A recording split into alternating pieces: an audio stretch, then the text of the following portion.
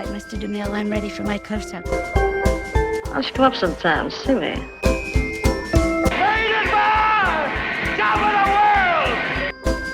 Fasten your seatbelts. It's going to be a bumpy night. The stuff that dreams are made of.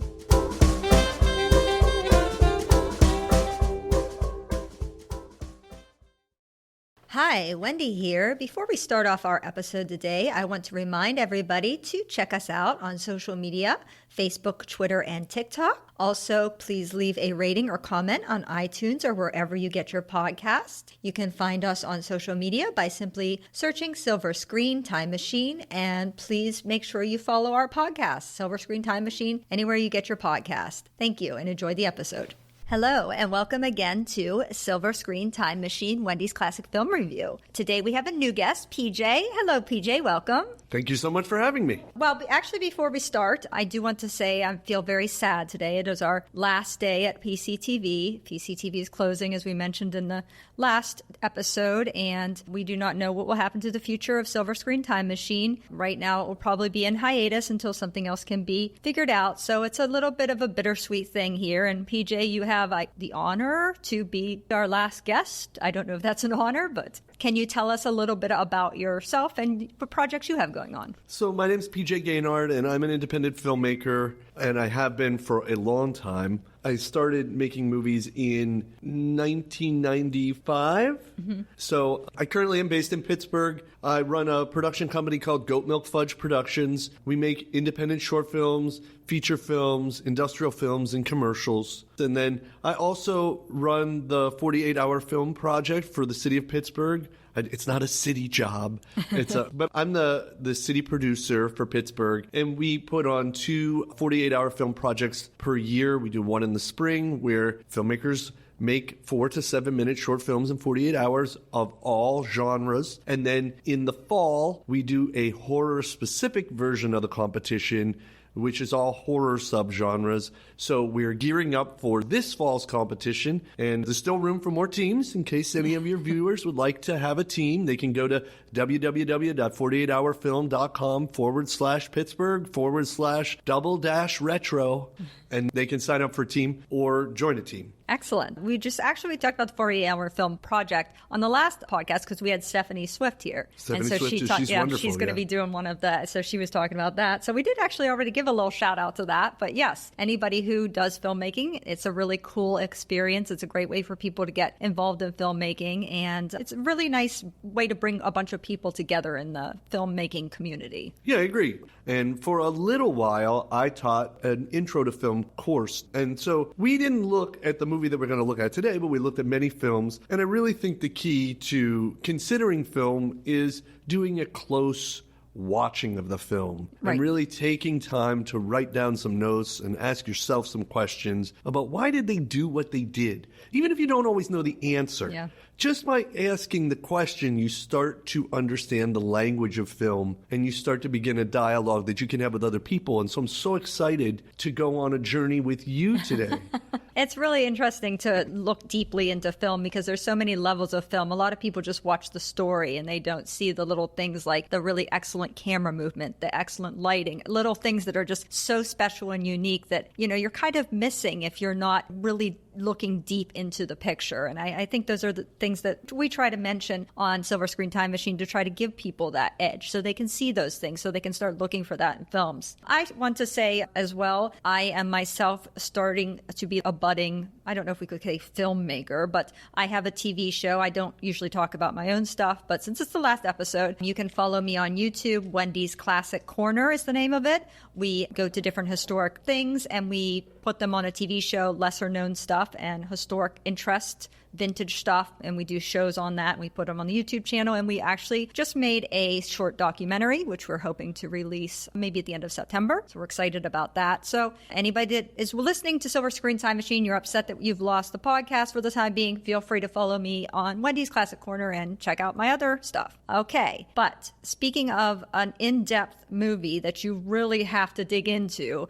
that's what we got here today. So we are getting in our time machine and we are going back to 1966 and we are going to talk about Who's Afraid of Virginia Woolf? Yep. Virginia Woolf. Yep, Who's Afraid of Virginia Woolf? And okay, right off the bat, nominated for 13 Oscars. I mean, that's a haul. It won 5 Oscars: Best Actress for Elizabeth Taylor, Best Supporting Actress Sandy Dennis, Best Cinematography Black and White, Best Art Direction, Set Direction Black and White, Best Costume Design Black and White. This became the first movie in Academy Awards and cinema history to be nominated for every Academy Award category in which it was eligible since Cimarron in 1931. Those are the only 2 that ever did that. Wow. Yeah. And every credited member of the cast received an Academy Award nomination. It's a powerful movie. Yeah. To be honest, the performances were great by everybody, but in my opinion, I thought Richard Burton was the best performance in this film, and he's the one that didn't win. And I felt that was...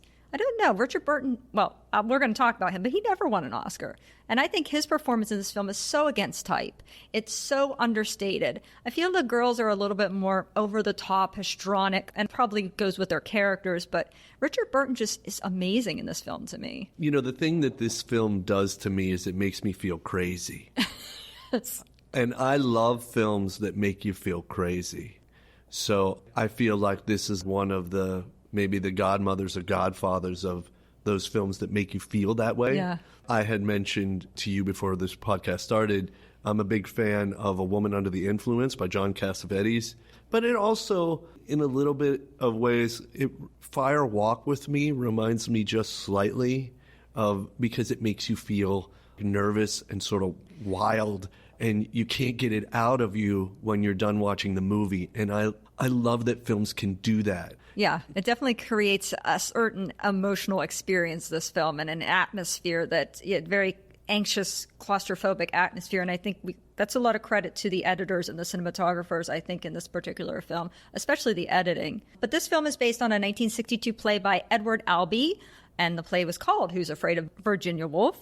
Edward Albee was born in Washington, D.C., but 2 weeks after his birth, his biological father left his mother and put him up for adoption. He was adopted into a rich family that owned numerous vaudeville theaters, but he did not have a good relationship with his adoptive parents, especially his socialite mother. He also did not do well in school, being repeatedly expelled from various schools. Even during school, he was interested in writing. He scripted and published 9 poems, 11 short stories, essays, and a long act play, and a 500-page novel while he was in school. And he would go on to write numerous successful plays over his career. He would win 3 Pulitzer Prizes and 2 Tonys. He was arrested on a beach in Key Biscayne, Florida, for indecent exposure. I like that. Yes. Well, charges were dropped when it was determined that he had only removed his swimming trunks to rinse the sand out of them. So if if you're on the beach, use that next time as a reason.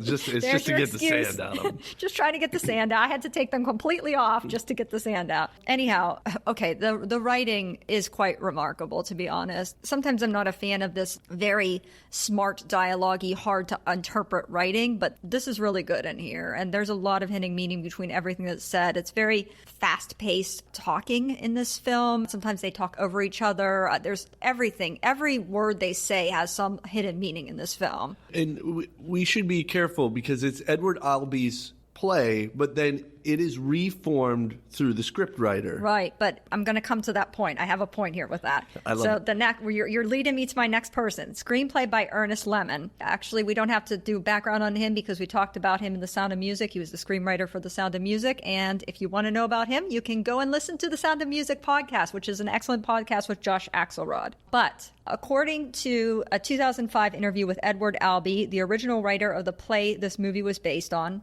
Edward Albee, as we spoke, producer Ernest Lemon hired himself to write the screenplay for $250,000. Also, Albee says when director Mike Nichols and stars Richard Burton and Dame Elizabeth Taylor read the script, they hated it so much that, unknown to laymen, they changed all of the dialogue back to Albee's play, save 2 lines. The lines are, "Hey, let's go to the roadhouse," and "Hey, let's come back from the roadhouse." Wow. Albee said, quote, 2 lines for $250,000, $125,000 a piece. That's pretty good. Well, I mean, somebody had to format it into the movie script format. And there could have been action or setting things in different rooms some of that could have been added. Yeah. I think they're speaking specifically of the dialogue. I think Right. and I believe that. I've seen a lot of things that Ernest Lemon has done, and nothing to take away from him because he is brilliant in his own right, but this doesn't sound like him. This doesn't sound like his dialogue. This sounds like a playwright's dialogue, to be honest. This sounds like a Pulitzer Prize playwright dialogue. And I'm all right about that. Yeah. I love the dialogue It's in excellent. this movie. It's incredible. It's smart dialogue. Cinematography, here's a guy you like. Cinematography, Haskell? Haskell Wexler. Wexler. That's almost a tongue twister trying to say those names together. Haskell Wexler. Haskell Wexler. A 5-time Oscar nominee, he won 2 Oscars, one for this film and one for Bound for Glory. He was born in Chicago, and he would join the Merchant Marines during World War II. During his time in the Merchant Marines, he would advocate for the desegregation of the seamen, which I thought was really nice. His ship would be torpedoed by the Germans in 1942 and was sank. Haskell spent 10 days on a lifeboat before being rescued and received the Silver Star for that. When he returned from the war, he knew he wanted to be a filmmaker and would teach himself all aspects of film work by creating industrial films and documentaries before becoming an assistant cameraman. He would be apprenticed to work with James Wong Howe. Now, if you are going to be apprenticed to work with anybody in the world, James Wong Howe is the man you want to work for. That's the guy. Either him or Greg Toland. Either of those two, the two of the greatest cinematographers ever. And I see in this black and white and lighting a lot of James Wong Howe, the way this is lit. It reminds me a lot of The Sweet Smell of Success. Ooh, I haven't seen that movie. Yeah, this is very much reminiscent of James Wong Howe, the way he lights this black and white. Throughout his career, he would continue to produce and film his own documentaries in his spare time. He would meet George Lucas when George was a teenager, and he would help him get into film school. And George Lucas always said he considered Haskell to be the main reason he became successful. Wexler was judged to be one of film history's 10 most influential cinematographers in a survey of the members of the International Cinematographers Guild. He is known for In the Heat of the Night, The Thomas Crown Affair, the first Thomas Crown Affair, and One Flew Over the Cuckoo's Nest, and he lived to be 93 years old. Now, his documentary work as a producer, director, and shooter of his own documentaries is incredible, too. He's one of those folks who could do fiction and nonfiction and go back and forth at an extremely high level. When he makes this film, you'll note in the credits, it's Haskell Wexler. But after this, and I'm not sure when, he gets the letters ASC for the American Society of Cinematographers, which is not a union or a guild. It is a club that you have to be invited to. It's very, very special. And he was certainly an incredible member of that group, a powerful guy in Hollywood, and the type of person who just went to his own beat. You know, he did not do what others asked. He was always his own type of person. Yeah, I kind of feel like documentaries were his passion, and he did these other things to make a living, or I believe he liked what he was doing, but I feel like documentaries were his real passion, and that's what he wanted to be doing. And a beautiful job, honestly, in this film. Like you said, the black and white, the lighting is quite incredible, to be honest. Another person I think did a really fantastic job and made this film as great as it was our editor, Sam Osteen. He was nominated for 3 Oscars. It boggles my mind that he never won an Oscar. I think he's incredible. He was also the editor on The Graduate. He worked a lot with Mike Nichols, actually. Mike Nichols loved him. He worked in 12 films with him. He was born in Arkansas but raised in California. As a kid, he would hang around the Warner Brothers lot trying to get work in the editing room. He would eventually get the position of assistant editor to George Tomasini. Now, we just said, if you're going to be apprenticed to somebody, George Tomasini is potentially the greatest editor ever. Alfred Hitchcock's editor. He's an amazing editor. So again, these people had great mentors. So we know that this is Haskell's first studio picture. He was the cinematographer of other movies before this, but this was his first Hollywood studio picture, and that's a big step up.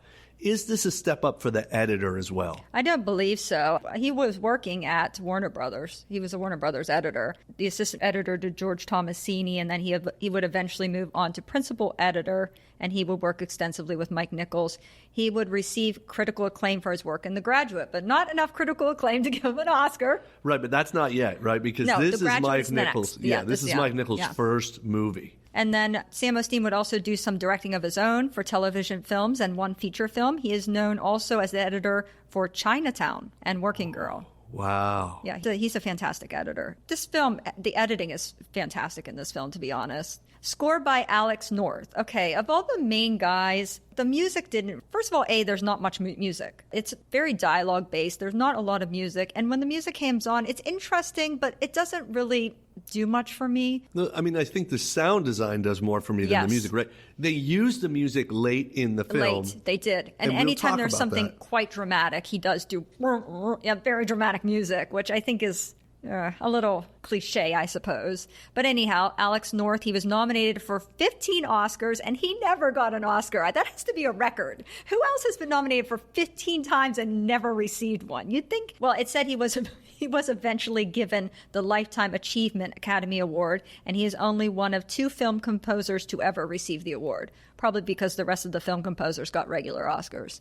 But possibly. He was born Isidore Sofer, and he was a first-generation American, his parents being Russian-Jewish immigrants. This is going to be a theme. A lot of our people in this film are Russian-Jewish immigrants. Though North is best known for his work in Hollywood, he spent years in New York writing music for the stage. He composed the score of the original Broadway production of Death of a Salesman. It was in New York that he met Elia Kazan, and who brought him to Hollywood in the 1950s. North was one of several composers who brought the influence of contemporary concert music into film, in part marked by an increased use of dissonance and complex rhythms. He is known for Spartacus, A Streetcar Named Desire, Cleopatra, and he also wrote the song Unchained Melody. Wow.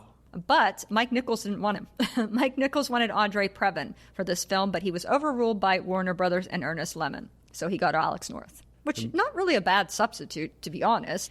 But maybe that's why he didn't use him that well. Andre Previn was a great one. Was really a great one. It would have been really interesting to see what he would have gotten on this. So now we're to our director, Mike Nichols. Nominated for 5 Oscars. He won for The Graduate.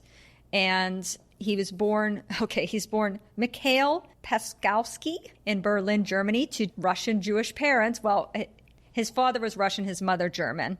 At age 4, he lost all of his hair due to an allergic reaction to a whooping cough vaccination. He would wear wigs and false eyebrows for the rest of his life. Bet you didn't know that. I did not know that. But, the thing is probably people did know that were around him. Well, yeah. When the Nazi regime started up in Germany, his father fled to New York City. When Mike was 7, he and his brother would be sent to New York City as well to avoid being arrested by the Nazis, even though they were children. Nichols would get his showbiz start in radio in Chicago. He would also work in the theater and study under Lee Strasberg. He returned to Chicago to join the Compass Players, which is a precursor to the Second City Improv in Chicago, which is still... That's great, but you said the S word. What is... Lee Strasberg. That's a big timer. Well, we're going to hear about him a lot, because this is not the only person that worked with him. He would team up with Elaine May and had much success as a comedy duo, which seems funny when you see his movies, but they would eventually break up, and Nichols would begin directing plays and theater productions, many on Broadway. He won 9 Tony Awards. He was a big-time Broadway director. I mean, that's what he was known for. He would befriend Elizabeth Taylor and Richard Burton, who would recommend him to direct this film, Who's Afraid of Virginia Woolf, despite having no experience of film. And also, Nichols had a lifelong interest in Arabian horses. From 1968 to 2004, he owned a farm in Connecticut, which was a noted horse breeder. When he did this film, he would start being referred to as the new Orson Welles. That's a good comparison. I mean... I got that feeling when I was doing a little bit of research about how Haskell and he worked together, because it's a similar relationship. Yeah, to Toland and... Yeah, where you've got this new director who is incredibly intelligent and willing and wants to do things, is driving the boat, really driving, but then has a cinematographer that knows the ins and outs. And is willing to do the crazy things that the director's asking for. That's exactly what Wells did with Toland. Yep. And so it's nice to see that relationship happen again. Yeah, I agree. Also, he was married to Diane Sawyer. I don't know if everybody knows that. He is known for Working Girl, The Birdcage. I didn't know he did The Birdcage, and Primary Colors. I love The Birdcage. It's hilarious. But this is his first film. This is his first film. And So, I mean, you kind of knocked it out of the park here on your first film, just like Orson Welles. but it's pretty crazy what he wants to do. Pretty crazy going in. I think to about pick this particular script. To pick this script, Yeah. to pick these actors. So one thing to take note of, 1965, the year before, right? Richard Burton and Elizabeth Taylor, they star in a steamy love affair film called Sandpiper. This is what the audience knows about them, and they're married.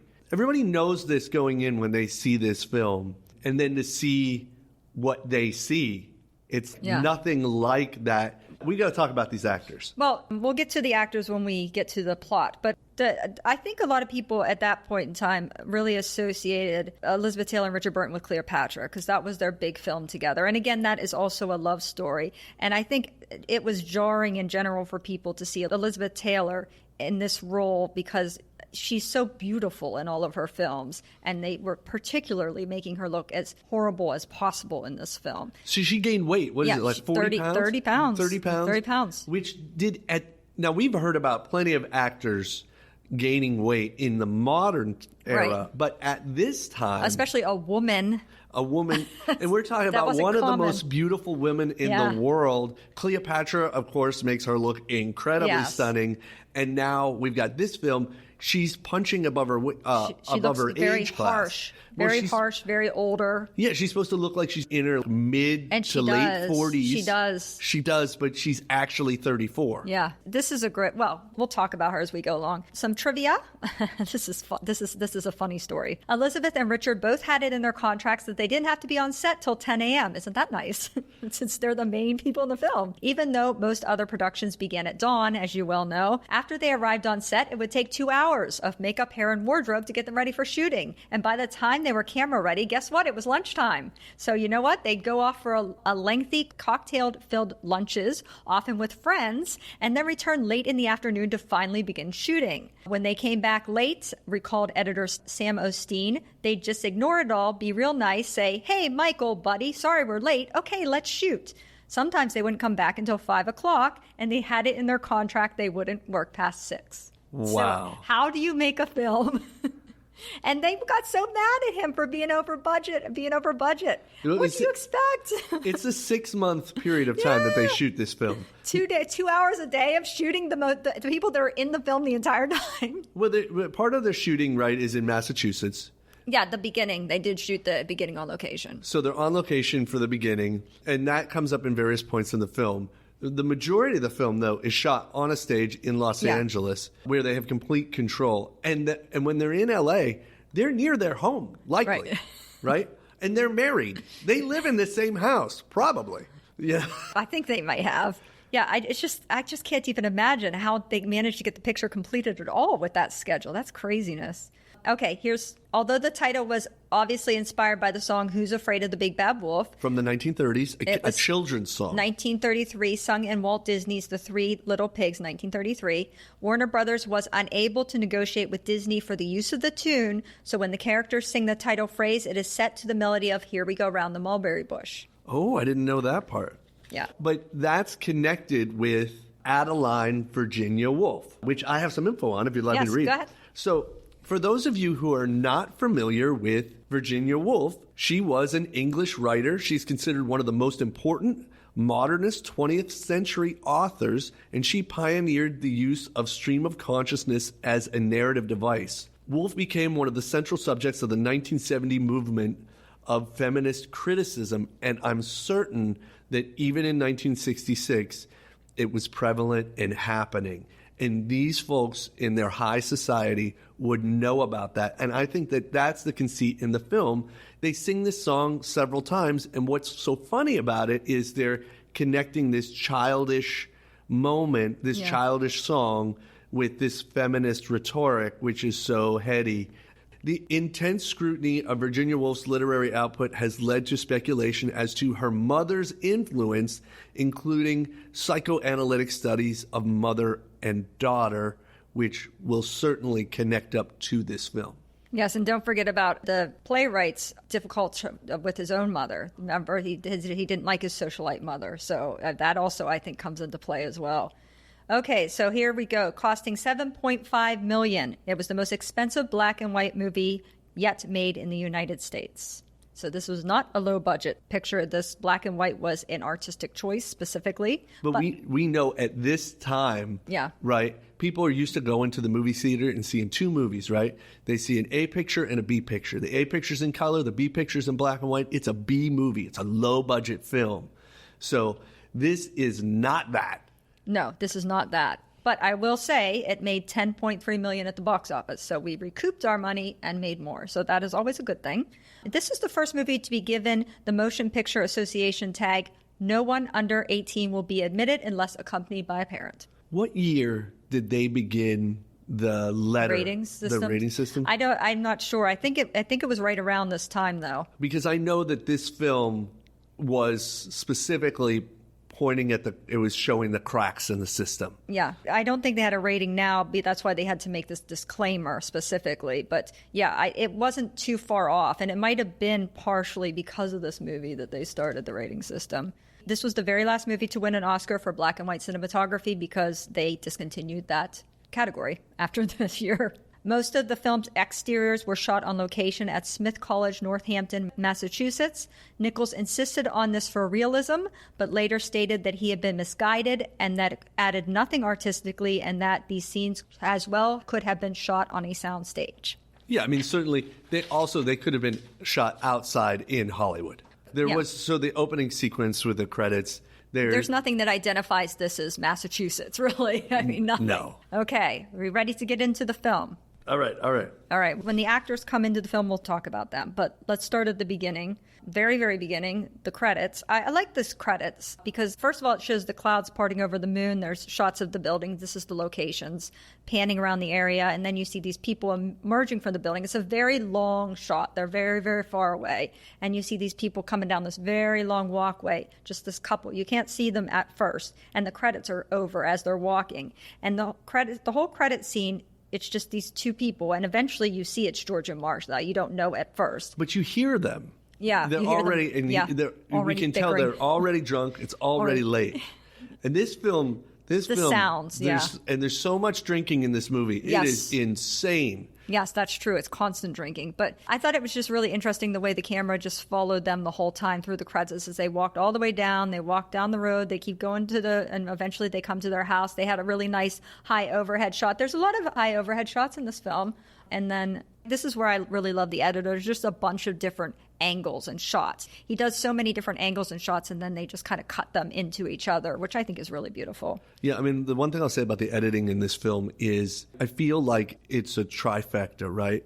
It's the director and the director of photography choosing these shots on set, and then the editor knowing when to go to them, because they spend long periods of time in certain rooms. Yeah. And they make those rooms feel like different spaces because they treat different portions of the script as new sequences. And it is extremely difficult when you're a filmmaker because you're like, hey, I've got 100 shots in this room right now. Yeah. And how do I make this? Yeah, how do you change it up? You're not getting claustrophobic almost. Nichols is a master with Wexler and the editor. Right. And you know what? They did say that Nichols spent the entire editing process in the editing room with Osteen. So they literally did it together. So he was involved in the entire process. And I think that's why he likes Osteen so much and keeps working with him, because what he can put together. Okay, so they finally get to the house, and then that's the end of the credits. That's when the credits end, when they arrive at the house. I want to say just one thing as we start to see this film. As I watch this movie, from the very first shot, there are portions that feel like a horror movie. Yeah, I agree with you. It's very dark. It's a horror movie that doesn't have a big monster unless you consider the leads the monsters, which I do. Yeah. But as we see them walking, we hear Elizabeth Taylor laughing. And any time you hear laughing in this movie, it is not funny. No. It's almost like this is a guarantee that something horrible is going to happen. Yeah. And we hear her laughing and cackling. I agree that it has a horror film feel to it. Just especially the ambiance with the black and white feels very, I don't know if you could say gothic per se, but it definitely gives an ambiance of horror. Well, it's the patchy lighting. Instead of doing a very broadly lit Yeah. This film could have been broadly lit. Yeah, they said he fiddled with little lights everywhere. He just would go around with a bunch of little lights. There are little pockets of light and pockets of darkness, and it creates depth, a lot of depth, which he starts outside the house. And then as we go into the house, we see more of that. And that, again, that's very reminiscent of James Wong Howe. So I really think he got a lot of influence from him. Okay, so then now they're going to come in the doorway. You get a close-up shot. Martha's smoking, and then she does this what a dump thing, this imitation of this Bette Davis movie. And then she's infuriated with George because he doesn't know what movie she's quoting. And she goes on this long diatribe about how does he not know the movie? And she's describing the movie in great detail. And poor George is just like, I don't know what it is. And she's getting infuriated with him because he doesn't know the name of the movie. And it shows right off the bat just how dysfunctional this relationship appears to be off the start. Appears to be very dysfunctional in the beginning. You get the sense of it. But then when it comes around full circle, you start to see more what is really going on here in this marriage. Well, I think that it is absolutely dysfunctional. Yeah. But I think what you learn throughout the film is that these two people, their dysfunctionality has grown into a comfortable dysfunctionality, which is a very good commentary on long-term marriage. Not the short-term, one-year marriage. When you get to year 25 or 30, then you start to get to the point where you're like, hey, we've grown into this gnarled tree that we are each branches of, and we're gnarled together in a way that we can't be removed. You can think you got us removed, but you don't. This is way deeper than that. Yeah. But it's interesting, that first scene, we're in the kitchen. Yeah. And the kitchen is so dirty and drab. Yep, that's my true. Goodness. And I almost thought, it's too much. He's a professor. Yeah. But you learn later he's an associate professor. He's Yeah, a and low level. she's very slovenly. Slovenly is the word I would give this character. And I have more notes on that. We'll go forward. But George is complaining how tired he is. And she's like, how can you be tired? You don't do anything. She is constantly berating him throughout this film. And I said very unpleasant dynamic between them, and Martha right away wants a drink. They're just constantly drinking. Then she winds up telling him, oh, hey, by the way, we have guests coming, like, now. And he's like, what? Yeah, and it's late. I mean, it's like, what? It's almost 2 o'clock in the morning late. Yeah. Like, they have been out. I don't know anybody who would be like, oh, yeah, man, that's cool. I mean, these are not hippies, right? These are people. Middle-aged. Middle-aged people. I know if I told my wife at 2 o'clock in the morning that someone was coming over, she would be like, you're leaving. I'm not. There's no one coming here. Yeah, and George isn't happy about it. He's like, hey, why do we have guests coming over? And she can't remember the name of the guest. She never seems to get things right. She's always forgetting things. And do we ever hear the name of the male guest? Besides his first name? What is his first name? Nick. All right, because there's no last names. Right, and I don't know if Richard Burton ever refers to him as Nick. I don't think so. I maybe in the beginning they introduced themselves. Oh, right. But I don't think that, certainly nobody ever says a last name. I never heard a last name. Even in the credits there don't have a last name listed. They just have first names. And then this is what I said. As she's arguing with poor George, she's trying to clean up the room. And this is why I said Martha is a slovenly housewife. She has a dish of leftovers and she just throws it in the drawer. Oh, so we're in the bedroom now. Yeah. A couple things about the bedroom. I really like the use of the mirror in that scene. It was intelligent. Obviously, Elizabeth Taylor's character goes into the bathroom, maybe to use the restroom. You don't really know what she's doing in there. Yeah, that's true. Whether she's fixing herself. We don't see her. Right. But they sort of allude to the fact that he looks in and then he comes back out. And they use the mirror in a really good way. It's not like a big gimmick, but it was clean. I really like the way they use it. I like the bedroom. Their bedroom is cleaner and nicer than their kitchen, but it still has this thing that I certainly get a lot out of, which is in art direction, they talk about proof of life. Mm-hmm. So on modern film sets, they talk about the last level on a film is the stuff that you don't think about, but that's just around. A lot of people on modern sets, they talk about a bag of bags. Mm-hmm. You always have a bag of bags for your garbage bags and stuff. Yeah. You know, so these folks have a lot of cigarette butts everywhere. They have dirty dishes everywhere. Yeah. They have all of this stuff, and she's hiding it all She's over. putting the dirty dish in the bureau drawer, like in the nightstand drawer, instead of like taking it down to the kitchen, put it in the sink. Ew. But and it's sort of interesting. She cleans up her bedroom because, like, what is she thinking is going to happen? Well. Foreshadowing. And you know what? I also think all this mess, I think it adds to the disarray and the general chaos of this whole family dynamic. So Martha starts mocking George. She does that a lot too. And you get the sense that George just wants some peace. At this point in the beginning, you feel like George just wants to be left alone, basically. She jumps on top of him. She starts singing this Virginia Woolf song. They're going to sing this song several times. And she starts pounding on his back. Well, it's interesting because I thought that moment, right, has got so... The thing that this movie does extremely well is it creates tension in unique ways. And the way that it does it in this scene is if I were to tell an audience at this point, hey, this is a scene with Richard Burton and Elizabeth Taylor in bed, and she is straddling him. You're like, I'm in. This is going to be a crazy love scene. No. That is not what is happening here. And so it's all the trappings of a love scene, but none of the love. Yeah. It's just maybe the whole movie. But her cackling and, and she's stealing his ice cubes and not really. She sounds very harsh. She's very harsh in this film, Elizabeth Taylor.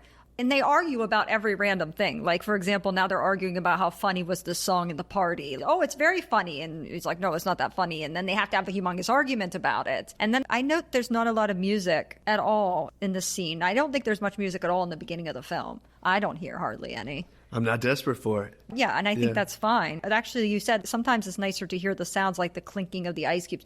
That is a very repeated thing, the clinking of the ice cubes throughout the film. Yeah, the clinking of the ice cubes, and then even making the sound of the clinking of the ice cubes with your mouth is a thing that they do. Yeah, she'll actually say clink, clink down the road in the film. And I think what part of it is that they use alcohol for all kinds of allegorical reasons in the film, and they use reasons to have people drink alcohol in the film to either as a truth elixir, as a ruiner of events, as a thing to make people sloppy, but they use it all the time and for different reasons. And I feel like the ice cubes are part of that. That's like the first part of it. But then the thing about them is they'll have this humongous argument, and then all of a sudden out of the blue they'll start laughing, and they start laughing with each other. And it's just sort of weird the way they go from one emotion to the next. You don't know what's coming next because they're angry, and then they're laughing, they're having a good time together. But they're not having a good time. Yeah, well, they're actually laughing together pleasantly at this point, but they are also at the same time still insulting each other, and then they think their insults are funny, so they're laughing at their insults to each other. But then Martha, now she's kind of softened towards George, and she wants him to kiss her, and he won't kiss her, and then Martha gets all upset about that. George won't kiss her. She wants to know, why won't he kiss her? And then he says, oh, he won't be able to control himself, and there's guests coming over, and he's very preoccupied about the guests. He talks about the guests many times in this scene. And I think it's because he's angry that she invited these people over without talking to him first. If you want to be kissed and you want things to happen, what do you expect when you have invited these guests without asking me? Martha wants more drinks. She says she can drink him under the table, and then she's saying all these horrible things about him. It's an interesting film, and there's a lot of over talking. They'll be talking over each other or talking at the same time, but you can hear them both quite clearly. It's very interesting the way they did that. Yeah, and they're not afraid to use... Mike Nichols in this film is not afraid to make things that you can't understand. And you go like, I don't understand what that person said. And then another actor will say, I didn't understand what you just said. Yeah. That's part of the movie because they wanted to make it sort of real and feel like visceral, and I like that. I really like that. Part of the things that you don't understand what they're saying is that they're saying these sort of things that don't make any sense technically, but there's like I said, a hidden meaning behind a lot of stuff, and that would be, I think, the playwright Albee that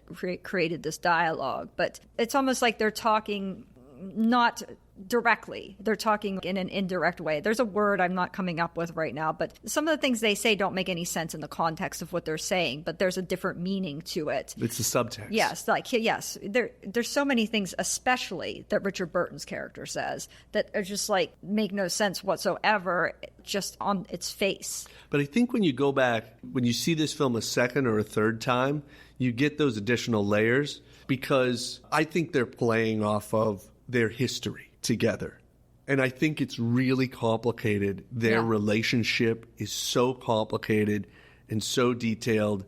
And there are things that maybe that I don't know if audiences in 1966 are ready to talk about, but I think there is a roughness to their relationship. Oh, yeah. And there's a rough play that they live at a level that a lot of other people can't take. Yeah, no. Well, it's interesting. So if we're going to get into that, the couple shows up, right? Yeah, no, we're not there yet. Oh, yeah, we're not there yet. Okay. But let's pause for a moment and talk about, we might as well talk about Elizabeth and Richard now. Elizabeth Taylor plays Martha. She's nominated for 5 Oscars. She won 2, this particular film, and Butterfield 8. Strange choice, but born in London to American parents, her mother was a stage actress. Her father was an art dealer. The family would move to the U.S. because of the threat of impending war, World War II. Elizabeth's mother got a contract for Elizabeth as a child with Universal Studios due to Elizabeth's remarkable beauty, even as a child. However, she was let go by Universal and will wind up signing a new contract with MGM, starting with a role in the film Lassie Came Home. She got her break at age 12 when she starred in the film National Velvet. She would continue to act in films with MGM throughout her childhood and would be able to transition into adult roles. She would begin to be taken more seriously as an actress after her role in A Place in the Sun, which was one of Mike Nichols' favorite films. She was a hugely successful star in the late 1960s. She would continue to act sporadically in films up to the mid-1990s. She was an AIDS activist, as well as being supportive of gay actors when it was considered taboo in Hollywood. She struggled with drug and alcohol addiction, being the first celebrity to openly admit herself to the Betty Ford Clinic. She is known for numerous films, including Cat on a Hot Tin Roof, Cleopatra, and Giant. So your research is incredible, impeccable. Oh, thanks. Yeah, the thing that I saw when I just did a quick search on IMDb is if you don't know about Elizabeth Taylor, and my experience with Elizabeth Taylor was through hey, she was friends with Michael Jackson.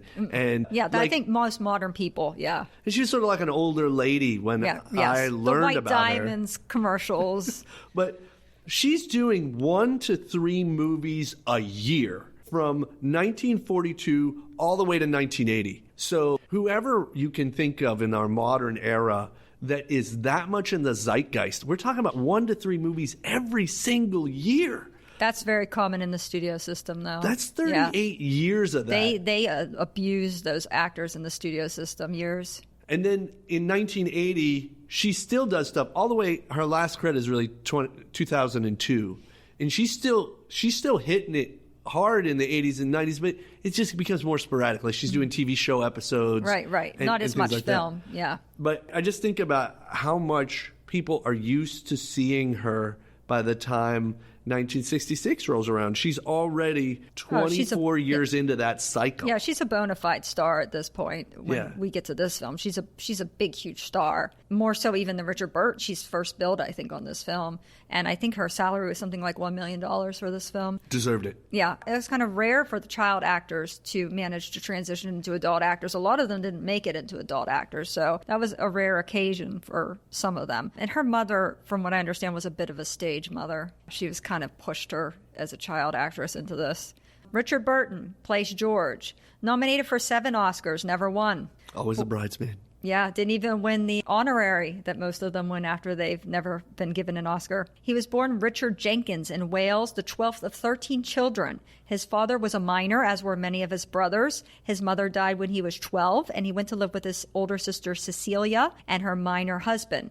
Richard did very well in school and was the only member of the family to attend college, getting a scholarship to Oxford. He was very intelligent as well as an excellent speaker and singer. He would come under the tutelage of one of his teachers, Philip Burton, who he would look upon almost as a father and from whom he took his stage name of Burton. In fact, Philip had wanted to adopt Richard, but he was not able to do so because of his age. There was some law that you had to be 21 years older than the person you were adopting to adopt them, and he was, I think, 6 months shy of that. But he instead made him his ward. He was also the one to encourage Richard into acting.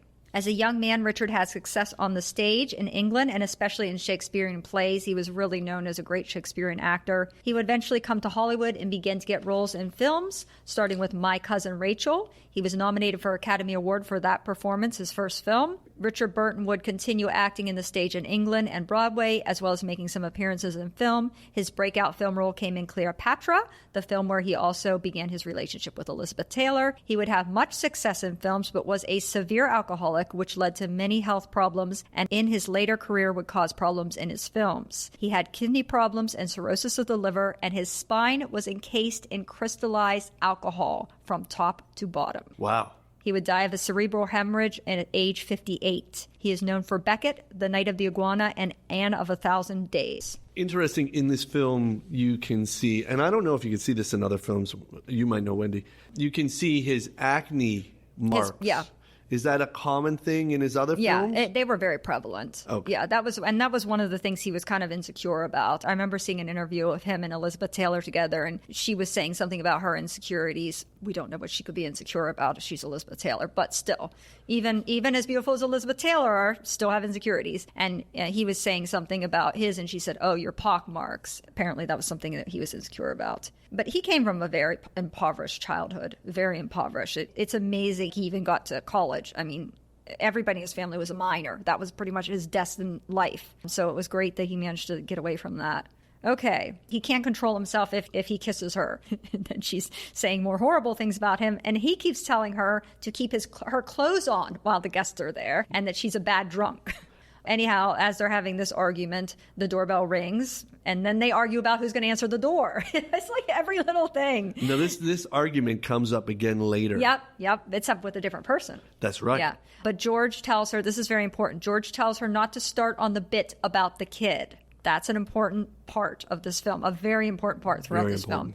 And they start arguing about that. And George is still fussing about the guests when he opens the door. And as soon as he opens the door, Martha yells, "God damn you!" And then that's the first thing they hear, these guests. And you just get this close-up of them, Honey and Nick, that's the guests. And you get this close-up of their faces like, what are we walking into?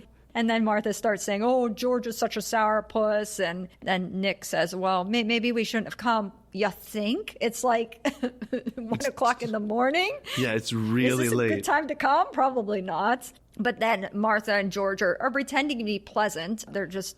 Well, it's interesting because they're pleasant to the couple. Yes, but they are horrible to each other. They're doing that smile, totally biting into each other while they're trying to be kind. Yeah. And then they will occasionally bite at the couple. Yep. Especially George. George especially does. And they call them kids. Yeah. Well, they are very young comparatively to... I guess so, but we're talking about people who are already on their second place to teach as a professorship. This isn't where this guy is. That's the relationship. Is the guy's the professor, and this is the professor's wife. Right. It's almost setting up a mirror, right? We have this older couple, it's a professor and his wife. We have this younger couple, professor and his wife. Of course, they're not the same exactly, but Richard Burton, his character keeps calling them kids. Kids sit down. Yeah. Kids do this. And then they do this thing that I love, where they create the most awkward moment humanly possible, and they make it through silence. That moment, there's a moment, and it's at about 17 minutes in. The more awkward, the better it is. And they demean each other completely, and then the couple doesn't know what to do. Yeah. I love that. Yeah, I even said here, everybody's awkward, nobody's talking. And then the first thing Nick does, he starts asking about this painting. And then Nick keeps trying to say what he thinks about this painting, but George keeps interrupting him and making other suggestions. And then Honey tells Nick, "Oh, he's just joshing you," which joshing is like joking for anybody who doesn't know that term. And then George says, "It's a pictorial representation of Martha's mind," which everybody starts laughing at that. And then Martha tells George to fix people drinks. And then George gets up to go fix the drink, and Nick is standing there, and he literally just pushes him aside and shoves past him, which I said was very interesting, as though he's trying to assert dominance. And I think this throughout the entire time, you see him trying to assert dominance over Nick. He feels very threatened by Nick. Oh, yeah. It feels like what Richard Burton's character believes throughout the movie is that Nick's character is trying to become the president of Yes. the university or the college, and they feel like they have to go through Richard Burton's character to get there. Yeah, he's definitely threatened by him. He thinks he's trying to take over his position. There's so much to this. But anyhow, Honey is annoying. She's very loud and abrasive. And Nick is more polite and gentlemanly, very similar to their counterparts, right? Martha's very loud and abrasive. George is more quiet, and he says a lot of biting things, but he says it in a very quiet tone. They are very much like mirror images of each other. And then Martha starts singing the song again. She's going to sing, this song's going to go on throughout the thing. And Honey thinks that's so funny. Honey's laughing. Honey is annoying. I'm sorry. I find her character. Honey annoying. Oh, I find her character so annoying. I like Honey. I like all these characters so much. I mean, they're horrible people, but I love them. No, she just annoys me throughout the whole thing. She's so over the top. Right off the bat. So Honey starts talking about Martha's father. We're going to get introduced to the father. This is another important aspect of this film. Martha's father is the president of the college, and she is constantly referring to Daddy. I think it's very significant that she calls him Daddy, first of all. She doesn't say father. She calls him Daddy all the time. That's like a little kid thing to call your father. Odd. You wonder about the relationship with Martha and her father. You wonder if there's some strange thing there, the way she behaves and talks about him all the time. It very much almost talks about him like he's her husband. That's a prequel that I'm willing to watch. Yeah, it's weird. So I feel like you get the sense that Nick is a little embarrassed of Honey. He'll be having their chat there, and then Honey will burst in and say something, and he kind of gets this look on his face. I definitely get the sense that he's embarrassed of her, and now Martha starts putting her hand on Nick's knee, and he doesn't seem to mind. Definitely there's some flirting between Martha and Nick. And there's a really nice way they shoot this, where Martha and Nick are together on the couch, and then Honey's sitting on the chair nearby. They sort of do a shot where you can see all three of them, but it's much more close in on. Yeah, so what they do in this film that's really great is they mix classical cinematography, where we've got classically composed frames on reasonably long lenses, compressing the image like a normal movie would do. And then they will break that using Haskell's documentary background by doing handheld and by doing these extreme close-ups. So the moment you're talking about right now is about 33 minutes in. They push to these hard close-ups, and this is one way that they break up being in a room for a really long time. And it's an effort to make people feel uncomfortable, make the viewer feel uncomfortable, and it really, really works. And as she's looking at him, you get the sense that she is undressing him with his eyes. And the way that they do it is when they cross-cut to the younger actress with Nick's character, it's Nick in the foreground, equally close-up, and the actress over her shoulder, or over Nick's shoulder. And they're using something called a diopter to keep them both in focus at the same time. This is not an accidental thing. This is not like a happy accident. This is a special piece of equipment they had to get. It's not normally on set. They had to get it special so that they could keep both of them in focus at the same time. And they're doing this to make it seem like Honey's character is saying, this is my man. This is my man. And I feel like they did it as well to make it seem like she's separated from them. They're sort of together, and she's in the background. Yeah, she is almost in the back seat. She's almost, exactly. That's what it's like. But I want to go back for a minute because there's two moves that I really want to mention. There was this moment where the couples at each other's throats, and the older couple's at each other's throats, and the young couple seems like they're along for the ride. And then there's this dolly in. And right after Richard Burton says, vanish. That's down the road. That's 21 minutes in. Yeah. Okay, so. I'm trying to get through this quickly because this is a lot.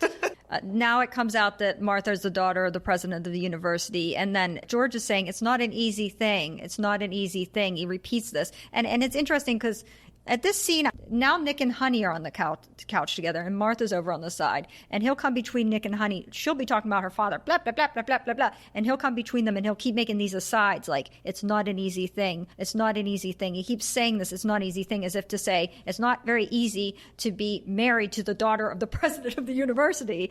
But it's interesting the way he comes up and he just gets between them and says that. As she's ranting, like I said, there's so much over talk. Like, she'll be going, yeah, another kind of man would have done a better better job. Another kind of man could have made this. Another kind of man could have done that. And it's just really interesting. And it says that Nick and Honey are uncomfortable at the undertones of what's going on here, as one would be. And Honey wants to go to the bathroom, but she won't say the word bathroom. What was the deal with that? Oh, I think that She's saying like, bathroom is can I sort of go? like, it's almost like a dirty word, or it's sort of like it's an unbecoming thing to say. But I just thought at this point, look at what's happening in front of you. Well, What I does it think matter? later on she would say anything. no, because she's but drunk. Yeah. I think that they're trying to give She's themselves like some room to too go lady. somewhere. She's too ladylike to write it. And Yeah. then she kind of gives you the impression of being kind of prissy, I think, in the beginning. And then Nick immediately asks her if she's all right. And Martha says, well, I'm going to go show Honey the house. And then she starts fussing at George. Here we are coming up to your part. She starts fussing at George. And then it says, close up to Nick flipping through magazine, looking uncomfortable. George telling her, don't shoot your mouth off about you know what, meaning the kid. And then this angers Martha, and then this is when George tells her to vanish. So maybe this close-up to Nick flipping through the magazine, is that what you meant? No, there's this dolly in move to Richard Burton's character right when he says vanish. Okay, because then it says close-up on George, tired, sighing, getting another drink. But it's that dolly move is really pretty dramatic. Yeah. And it's like fast. Yeah. And it breaks a lot of the classic movie. You don't do that in classic films. And so they will sort of juxtapose these things to make you feel really uncomfortable. And I love it. And their use of wide angle lenses as well sort of pushes that horror movie feel of like being in your face and making you feel uncomfortable. And they keep, throughout the film, they find new and interesting ways to make you feel really uncomfortable. Yeah. And I love all of it because it makes me feel something. And I think that's the power of film. Yeah. And you do feel that. You definitely feel something here. It's like at this point, it's almost like George forgets that Nick's in the room. He just goes over to get another drink. He's sighing. And then all of a sudden he looks and he sees Nick and he's like, oh, do you need a drink, Nick? And Nick, to me, looks like he wishes he was completely somewhere else. Nick is not having it at this point at all. He wants to be out of there. And then this is when George starts to make this weird small talk that sounds normal but isn't really normal. And Nick doesn't really want to talk to him. And I wrote, George seems to be engaging in a battle of wits with Nick, trying to make him look foolish. Nick wants to get away from him. He keeps looking for his wife. He's uncomfortable. And then George starts asking about the university. And he's trying to engage Nick in this sort of talk. It's not regular talk. It's like, it sounds regular, but it's all kind of veiled barbs throughout. Right. And he does this throughout the film. Yes, especially to Nick. But then, so what I really love about this is there's some moments in here where the camera work is just sublime. And it will go from being so in your face to then being absolutely, completely, it seems effortless, but it was with a lot of effort. And they hide all the cuts. Yeah. So it just feels seamless. Yeah. And in this portion is when I started to feel that seamlessness of those two are close together. Yeah. They put them in frames where they're in the frame together. And it almost feels like almost romantic, but certainly not. Yeah, actually, I said George talks in a lot of riddles, very highbrow playwright dialogue full of meaning. That's what this is. But George keeps terrorizing Nick, engaging in a verbal war, and Nick gets sick of this. But George seems happier when Nick responds violently to his verbal thrust. And you start to get the impression that George likes when people verbally battle with him. And that's why this dynamic has come about with him and Elizabeth Taylor. Maybe it's the only way he really knows how to communicate. Yeah, I think so. I think there's a rawness. And, in maybe human evolution, we see this in the punk scene later in the 80s. We see this come up again and again about truthfulness trumps any kind of thoughtfulness. Yeah. And in this film, it's the thing that trumps everything is the barb that hits the hardest. Right. And they actually, both him and Elizabeth Taylor's character, they actually like that. Yep. Though the crazier it is, they enjoy it. Those are the moments where they actually touch each other the most. Yeah. Nick doesn't want to get involved with people's affairs. Poor Nick. Now George is asking personal questions. These are strange. He keeps asking him everybody's weight. He talks about the weight a lot. I don't know what the obsession is of weight. How much does Honey weigh? How much do you weigh? How much does Elizabeth Taylor weigh? And these are questions you're not allowed to ask. Yeah, but it's odd. Why is he fixated on that? What does that mean? No, because he asks their age as well. Yeah, which is another thing you're not allowed to ask. The age and the weight. He seems obsessed with these things. They want to talk about things that are obscene. This is a mild culture barrier breakage. And that's what I really feel like these two do, is they almost like the torchbearers of culture, right? That are professors at a college. You go, oh, they must know the right way to do it. And then they break it and undercut it at every turn. I love it. George keeps insisting that Nick is in the math department because it's what Martha said, although we've known Martha to be forgetful in many times, so I don't know why he takes her verbatim on this. Nick finally tells him he's a biologist. I wrote, George keeps drinking. So That's much. The whole thing. George is in the history department, admits that he doesn't run the history department, and then George seems to have allowed Martha's view to make him feel like he should be running the history department. And he says when Nick is his age, he will run the history department. He seems threatened by Nick. And then he sits down and puts his arm around Nick. Yes, sitting awfully close to him and literally puts his arm around him. And then he actually said straight out that he knows when he's being threatened. So George is admitting that he is threatened by Nick. And then this thing about the wife, Honey, being slim-hipped. They talk about this all the time too. Slim-hipped Honey, as if, I'm not sure what that's supposed to refer to. He also asks if they have kids. Well, I believe that slim-hipped is a veiled reference to not having child-rearing hips. I was wondering that. Yeah, I was wondering that because there's a lot in this film that relates to kids, having kids, not having kids, etc. It's a really important part of the film. So I think that's the beginning of this sort of talk. He asks if they have kids. Nick says not yet. George seems to take some other meaning about them not having kids. And he doesn't respond to Nick's question if they have kids, George and Martha. He said, that's for me to know and you to find out. And then he keeps getting more drinks for Nick. And then he's talking about Martha's father. We could go on and on about everything they're saying. He's talking about, he calls Martha's father the old man. He says he wonders what women talk about. He keeps asking about the kids. He keeps badgering Nick about kids. He knows there's something there. I don't know how he knows, but he knows there's something there to badger Nick about. Somehow George knows what's in people's psyche and knows how to badger them until he gets what he wants out of them. I mean, it's a common practice even in our culture now when we see a couple, how come they don't have kids? Right. They have kids, how come they don't have kids? But he knows there's something to it. He knows. Yep. That's why he's digging and digging at it. Okay, and then Honeys comes downstairs and she says that Martha's going to change her dress, which makes George completely, he's all worried about this changing of the dress. He talks about this constantly because I think we find that he suspects that Martha's doing this to try to attract Nick.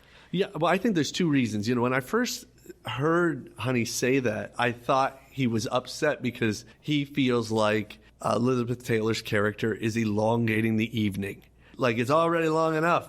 Like, get these people out of here, and now you're going to change your outfit? What do you think? How much longer? What do you think we're going to do next? But, of course, she comes downstairs. Yeah, but he said at some point that she doesn't get changed for him. Ooh. So I think he's referencing that he believes she's changing her clothes to impress Nick. And then Honey says, oh, I didn't know you had a son. Now George has a whole new reason to be upset. He's upset that Martha told Honey about son, and he specifically told her not to say anything about this kid. So you're starting to have a mystery here, and you're going to unravel it as time goes on. And this is the thing. This is the important, yeah. This is the thing that this whole movie is about, yep. But he keeps asking about Martha changing. He talks about this a lot. And Honey wants a drink, but George is too preoccupied because worrying about Martha changing, so Nick has to go fix her one. And then Honey says, maybe they should go home. Yeah. Why haven't you left? What more has to happen? I would have been out of there so fast. But the door would have opened and I would have never walked inside. I would have been like, George asks about a babysitter. Nick gets annoyed, tells George, I already told you we didn't have children. And again, it's testiness. There's an issue here. And then when they're talking about trying to leave, he makes some sort of a veiled threat that Martha is the daughter of his boss. As in, you have to stay here because Martha's father can fire you. I took it as a veiled threat as to why George wants them to stay. I think George wants them to stay at this point to have sport with them, to be honest. Right. Honey's husband, what's his name again? Nick. Nick. Remember, Nick, when Honey comes down and mentions kid, Nick throws it right back at George like, aha, I did find out. You do have a kid. So finally, I think it's now time to reveal at 30 minutes to the minute, Martha comes downstairs. Yep, Martha comes down in tight pants and a low-cut blouse. Low. This is a lot of cleavage. Wow. Yeah. This girl is really putting it on. Now, she's still got the big hair. This is not Elizabeth Taylor slim. She's still and she hasn't fixed her hair. It's still a mess. But she's definitely putting on a show for him. She is courting a new dude. Yep. And it's Nick seems impressed. Martha is speaking to George as if he was a child. Martha resumes flirting with Nick, and Nick seems to like it. He sits on the sofa with her again. Honey sits on the chair alone. And then George tells Honey she should be proud of Nick, and he keeps saying that Nick will take over the history department. And Nick keeps saying, I'm in the biology department, which is that's a little bit of a funny part to me. And then Martha starts belittling George, of course, and everybody's laughing. And then this is interesting. George says to Martha, can I get you anything? And she seems surprised that he asks her that. And he says, well, I guess you can light my cigarette. And he says, oh no, there are limits to what a man will do. And I think there has to be some deeper meaning to that, why he asked her, but then he won't light her cigarette specifically. But it shows that George can create boundaries with Martha that she apparently respects because she just, okay. And then she's back to flirting with Nick. And then she gets Nick to light. Nick lights her cigarettes. Right. And I thought that was very pointed. That's the start of this close-up sequence that I was talking about. Yeah, I said, interesting the way they shoot this in close-up. That's exactly what I wrote. Very close on Martha and Nick, and Honey will make a remark from this chair, but she looks like an outsider. Martha's asking about Nick's body. But then George is also separate from everyone in the desk. But you hear him chiming in. There's a lot of this movie where people are talking not in the scene, or they're not on view, or not in the camera. Their voices are coming in to the thing, but they're not on camera. That's a choice. Is rare. That is a choice. Rare too. Yeah, you got big stars, and there has to be some pressure going into this movie on Nichols about how do you make a play a movie. Yeah. And I've done this before myself. You don't want it to be a play. Right. You could easily shoot this with just a wide shot and a couple close-ups and say, well, it's good enough. It's not good enough. Yeah. And these guys did not ever take a break. They worked every angle. They all worked super, super hard, and they did a great job. But yeah, there's sometimes where you don't see, but you hear. You hear. And he stays on someone. Now, whether he had that coverage of that other person and that was a choice in the edit, or whether that was a choice on set. I think he's doing it deliberately. I think he'll have a close-up on Elizabeth Taylor. This, especially at the end, they do this so beautifully. This close-up on Elizabeth Taylor and Richard Burton they're talking over each other again. The end is amazing. We can't talk about because of spoilers, but the way they do that sequence in the end where he's talking in Latin and she's reciting that thing about just stay on Elizabeth's face. Yeah, and her emotional, she's having that emotional breakdown and he's talking like very monotone in Latin. That is the best part of the film. It's amazing. It's so climactic. But we can't talk about it. Anyhow. So are we at minute 35 yet? Minute 35 is when we see an extreme example of this separation. Is when George walks into another room. Oh, no, we're not there yet. We're not there yet. Okay, so, but before I forget to do this, let's talk about Nick and Honey. Nick is played by George Segal. He was nominated for 1 Oscar. He was born in New York City to Russian Jewish parents. Though the family did not practice religion, he was interested in acting at a young age, and he also played the ukulele and the banjo. He would tend to play jazz and ragtime, and he would be in several bands throughout his life. He served in the Army during the Korean War, and upon his return, studied with Lee Strasberg. He would work on Broadway and join an improv group before being signed by Columbia. He began to gain attention in 1965 when he appeared on Ship of Fools and The King Rat. But it was his role in this film which jettisoned him to stardom and leading man roles. He would continue to act in film, television, and on stage throughout the rest of his life. In fact, he was still working on television series The Goldbergs at his death in May of 2021.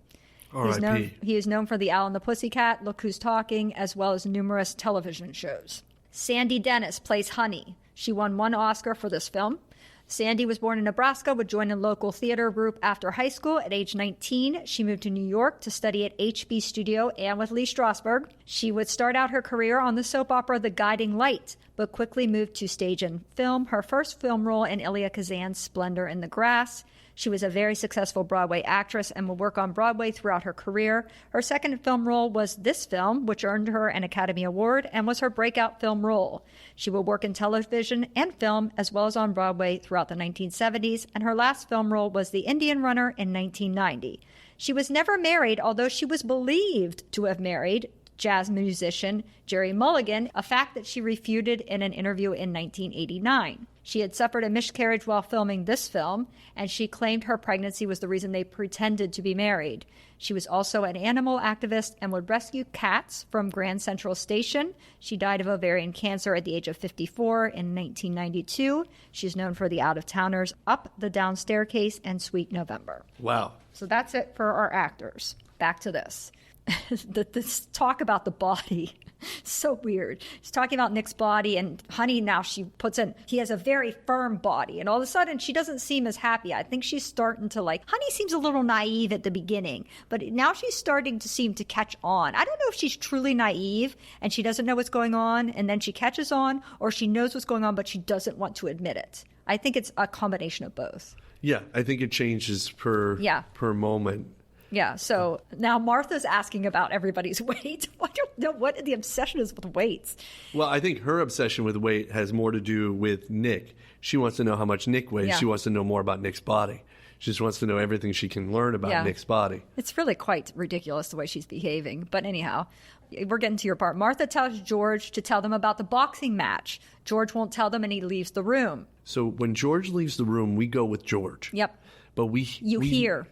George doesn't make very much sound. So we hear what's going on in the room. Martha's telling the boxing story. But the entire time, George goes into a back closet. Yep. And then he pulls some stuff down and gets a gun. A gun, yep. And it's definitely totally tension-filled. And he comes back with the gun. I also like when he goes into the closet, the swinging light bulb. Oh, yeah, this is a big deal. Really interesting. It's really nice lighting in that. It is really interesting.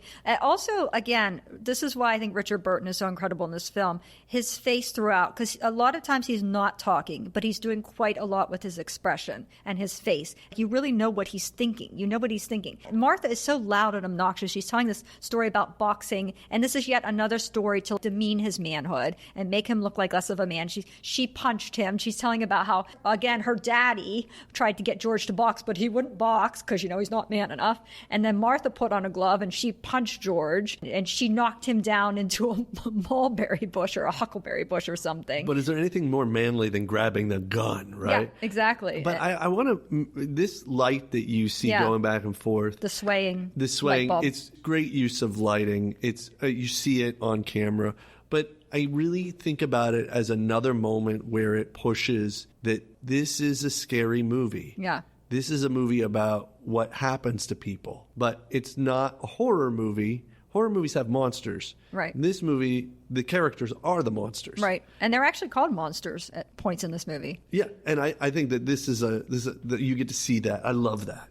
Honey and Nick are laughing at this story, and you see George walking down the corridor. He has this very serious look on his face, and he's approaching from behind. It's a very point of view shot from George as he's coming up, like all their heads are to the back of their heads. And then it's a very quick cutting here. You get this close up as George aims the gun at Martha's head, and then suddenly Honey catches out of the corner of her eye what's going on. She sees the gun. She starts to scream. Right. She goes from laughing straight to screaming. Yeah. No in between. Everybody kind of jumps up. Nick and Honey jump up, and Martha turns around, and she looks terrified. And then he pulls the trigger, and this umbrella. Yeah, this multicolored umbrella comes out. Well, I think it's multicolored. And then George says, "Pow, you're dead." So here's the interesting thing for me.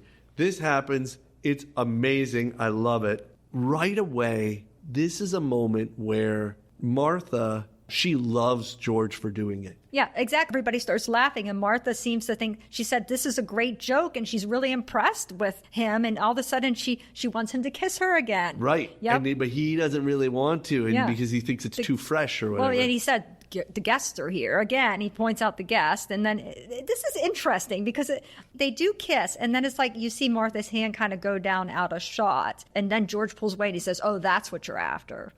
Oh, I didn't notice Yeah, that. and I was like, okay, what's going on here? This is 1966. yeah, They're yeah. going for it. Yeah, and then Martha, of course, gets mad again. And George says, everything in its own good time. He always says these things very calmly. It's very interesting how he talks. And then he gets more drinks, of course. And then Honey's like, oh, I needed a drink. I was really frightened. And this is when Honey she's starting to get a little tipsy here.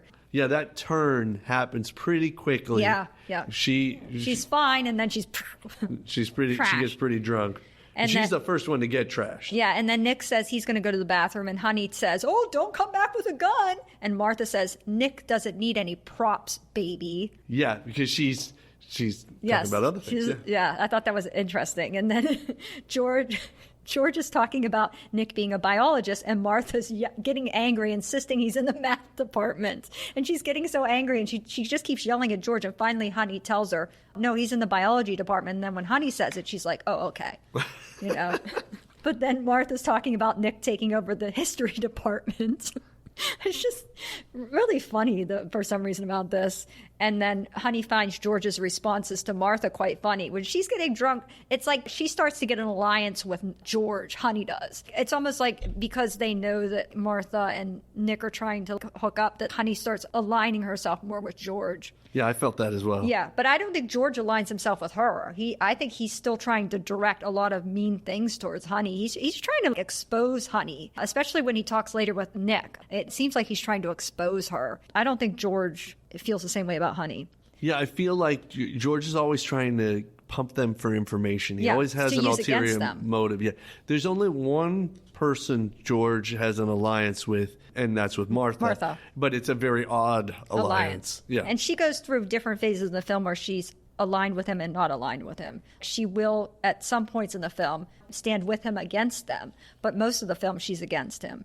And then Honey is very drunk. She asks, when is their son coming home? And George gets very pleased when she says this. And he says, yes, Martha, when is our son coming home? And she's like, I don't want to talk about it. And then George keeps hammering Martha about the son. And especially when she says, I want to talk about it. And he says, it? Don't you mean him? It or him? And he keeps going on and on about this, which I thought was really interesting. And then Honey drunkenly says, when is the little bugger coming home? Oh, yeah, and they go on this whole little bugger. And the little bugger thing. And Nick looks really disgusted by her antics at this point. And then now Martha's really angry. And then she claims that George doesn't think it's his own kid. And George says Martha's lying. And then Honey starts correcting Martha's grammar. And Nick reprimands her for doing that. They're talking about the son's eye color, and Martha calls George a floozy, and Honey says that Martha's a floozy, and then Martha tells her to watch herself, and then Honey wants to drink more brandy. Yeah, and I really do like this eye color conversation. Yeah, the green or the blue. Yeah, the green or the blue, and how much they push each one, which I think when you understand what's going on without giving it away, you start to see this whole subtext here of something that they do with each other that they've been doing for a very, very long time. Right, because she has the green eyes and he has the blue eyes. So it's like, each of them trying to claim. Martha calls George a coward with a surprise. She's talking about her dad again. She's talking about how George should have taken over the history department, but he didn't because, he's not man enough. And blah, blah, blah, blah, blah. Anyway, there's a lot of stuff about George and Daddy. That's a big thing. She talks about that a lot. She's trying to get George angry. She's pacing and yelling, and there's I think this is a swish pan. I don't know. I put a nice swish pan point of view, handheld shot of Honey and Nick while she's ranting. Oh, yeah. So this is extremely close up. It's a swish, and it's out of focus. Handheld. And it's handheld. Yep. And it is another break from classical filmmaking to this handheld crazy move for a second. And I think the effect that it has on the modern viewer is still effective, but not as jarring as it would have been for people in 1966. Yeah. And Mike Nichols does a lot of hand-holding in the Graduate, next film. I really feel like there's this goal of getting under your skin. Oh, yeah. And never leaving, being underneath your skin. Yeah. And they're so good at doing it in this film. Right. That seems to be the goal of them, especially of George and Martha. I don't think it's the goal of Nick and Honey. But I think it's the goal of the filmmaker. Oh, the filmmaker, yeah. I think that's what they're trying to do to the and audience. I think that's reflected in what the play was about. They're taking what the playwright wrote. He wrote this. This is what the playwright intended. Right, to get under the audience's skin exactly. and really and like they're live just there. doing a great job of keeping true to the play. And this is when George gets mad. And George doesn't get super mad all the time. A lot of times he just says things in a very calm, sort of sarcastic way. But he gets really mad and he punches the mantle and he breaks a glass. Oh, yeah, it breaks the bottle. It breaks the bottle. And it's questionable whether there's still alcohol in it. Yeah, and she's still ranting because now she's ranting that, he better not have broken a bottle that had alcohol in. And then this is when George starts singing the Virginia Woolf song. He grabs Honey, he starts spinning her around and dancing. And you get that cool sort of spin around point of view when they're spinning around in the dance. And this is a thing that they do several times in the movie where if somebody is saying something that the other people don't like, they just try to talk really loudly until that person stops talking so that they can't be heard. And that their use of Who's Afraid of Virginia Woolf right there is to try to stop being able to hear what Martha is saying because Martha is saying things that George doesn't want to hear anymore. Right. But it's amazing how well they do the overlapping dialogue, but you can still quite clearly hear both. And I think that's quite impressive. And again, I really like this when he's spinning her around and you get the close-up of Richard Burton point of view and then you get the close-up of Honey point of view and they're spinning as well. It's the camera work here is very beautiful and the editing. Martha finally screams for George to stop singing that song and then Honey gets sick. She runs out of the room. She's throwing up. And now we have a little bit of music and I'm not great at identifying music. It seems like some light strings, maybe a cello. It's kind of a deep string music. Well, we are exactly at 45 minutes into the movie. And at this point, this is a break of the act. This is an act break. And the fact that it's at 45 minutes exactly is classic Hollywood structure. So it's impressive that they hit it so much on the minute. Yeah, because they're going to now get out of the room. They're going to kind of separate and do other things. George starts to walk outside. Martha starts making coffee for Honey. Now they're going to segregate. The sexes are going to segregate now. Nick goes to get another drink. He sees George sitting outside. He's slumped down on the swings smoking. I love the swing shot from the porch. I love when you see the swing shot from the porch. It's very beautiful lighting on the swing, and it's like a faraway shot. It's really cool. And again, it does give a little horror feel out there because everything else is so dark, but then the swing is easy to see. Yeah, there's this thing that this movie does. I wrote this down here. Each scene seems to start at the level of crazy that the last scene ended. It's this same energy and the level of crazy. And then the next scene, when the next scene starts, it's like, hold my beer. I can go way further than that. We're going to top this one. Yeah, it goes more insane and more intense with each time that they. So maybe it starts with a soft intro, but each soft intro is more. You're gonna quickly come into something very serious. Yeah, and I feel like each one builds off the last one, which is why they can go further, right? Be prepared. Be prepared. The music here is very somber, and then you really hear the outside sounds like the crickets, which I really love as well. I think that really makes for the ambiance. And there's a really nice shot of the doorway of Nick walking towards George in the dark. Oh, it's really beautifully done here, this scene. And then you see George with his back to the camera. He's slumped on the swing. Nick is leaning against the tree, both backs to the camera. Interesting there. And then he turns. Yeah. He turns and he reveals this like perfect lighting. And Richard Burton, sort of his character George, he turns not the normal way, which is he spins all the way around and reveals his face. And I think it's a good move because at this point in the film, we know who the people are. Yeah. We don't really need to see their faces anymore to know who they are. He's very brave about shooting the back of their heads while they're talking. I mean, I think that's not common because you want to get expression. But I think he's got enough faith in his actors that they can convey the expression without having to see their faces. Yeah, these folks are brilliant. So it's sort of like, there's a thing in filmmaking a lot of times when scenes go long, you go like, I don't know, it's a pretty long moment. Can it really hold? And if you've worked with great actors, you're like, yeah, it holds. They're amazing. Yeah. You can sit on this forever. Yeah. Nick apologizes about Honey, says she's slim-hipped. Nick is saying it now. Or maybe because she's gone to puke. Yeah, yes. And why that your hips affect your puking? Because Women puke usually for only a couple reasons, and one of them is they have morning sickness. Well, first, I sort of thought that had something to do with something, but no, I mean, she's puking here because she's drunk, and that's the reason here. But I mean, it's just the slim hip thing is so weird the way they keep saying that. George is very introspective. He's talking about, this is interesting because they're talking to each other about wives, but they keep mixing up which wife they're talking about. Did you notice that in this scene? Yeah, and it's sort of like a fun Yeah, it's very thing interesting. where and that is, I think, where they're playing on this mirror that's what's going on in my relationship, not your relationship. Yeah. That's what's going on in your relationship, not my relationship. No, I'm talking about my wife. No, I'm talking about my, it's very interesting. Yeah, because maybe their stories they have similarities. They're not the same. But They do have similarities, actually. We'll find out that too. Nick seems like he's drunk now. Nick's getting pretty drunk. He says honey throws up a lot. Maybe this is something to do with her being neurotic. Now Nick admits he married her because she was pregnant, but says she wasn't really pregnant. It was a hysterical pregnancy. And they do this whole thing about puff and depuff thing. Yeah, so that puff and depuff, I don't know if that was a reference to Hemingway, but there's a Hemingway short story. I'm not sure if it's out yet when this movie gets made, called Hills Like White Elephants. And in it, it's a common thing that a man in that short story says, well, all you have to do is just let the air out. Mm-hmm. Just let the air out, and it'll be fine. Yeah, my question was she ever pregnant, or was she trapping Nick into the marriage? Oh, I think she was pregnant. Really? I think she... But she may have gotten an abortion. Yeah, I was going to say later on in the thing that made me think, there was something he said that made me think that she had abortions, or it's further. Yeah, it's further. Yeah. At this point, I thought, she clearly trapped Nick into the marriage with the pregnancy, though. I think that he did. Then, this is very, very important, too. Nick tells the story about his youth, about a boy he knew that unintentionally killed his mother. There's a big push in on George when he tells this story. It's very close up. He's talking very seriously. It's all focused on Richard Burton. He talks about the boy ordering Bergen. Yeah, Bergen. Yep. And about all the people laughing, the boy laughing, this boy that shot his mother. And he said this was the grandest day of his youth.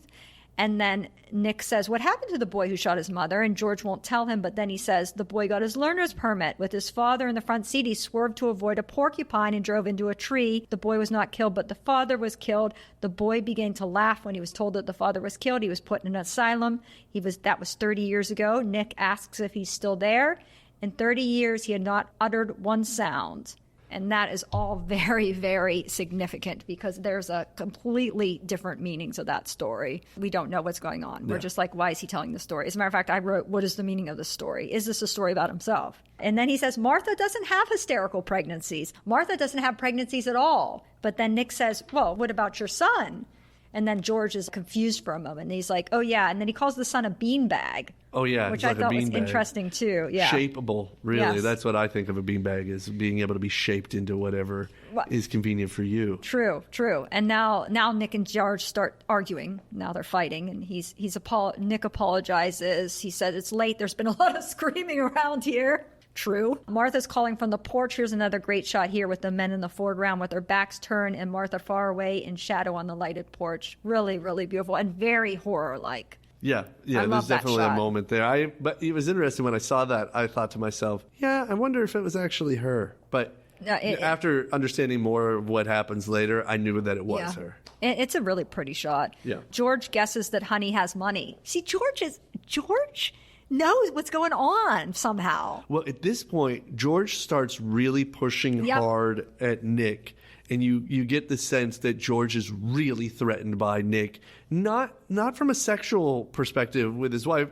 He seems he's only moderately caring about that. But what he really cares about is Nick taking his position, or Nick taking some position of power at the university. And so he starts pumping him real hard for info. Yeah. What would you do? How are you going to do it? What is your plan? Yeah. First, he's asking about Honey. He thinks that Honey has money, and Nick says she does. So George is pleased to hear this. And then he's trying to form a rapport now with Nick to try to get inner information about Honey. Nick's talking about the father-in-law being rich and a man of God that travels around, who became famous as a preacher. And there's an interesting shot with both men lying on the ground. I love that shot with both of them lying on the ground. Nick says when the father-in-law died, he had a lot of money, and George says God's money. And Nick says, no, it's his own. He spent God's money and he saved his own, which I thought was a really good line. Yeah, I like that line. Yeah. I also thought about them laying on the ground. And Yeah. once again, we have this almost sexy kind of look, although maybe not the most heterosexual look, but a sexy kind of look with two men laying on the ground outside. Together. Very close together. Very close together. But of course, that's not that relationship at all. Right, no. And then it's interesting because, again, we're going to have a bit of a mirror-ness here because George tells a story about Martha's stepmother being rich and the father, and they keep calling the father-in-laws mouses. He calls Martha's dad a mouse, and then they called the preacher guy a mouse as well. And then they're laughing together, and Nick says, oh, Martha never mentioned a stepmother. And then now is when you're talking about George admits to Nick he's trying to get the goods on him. Nick talks about how he's planning to get ahead by stealing their jobs and sleeping with their wives.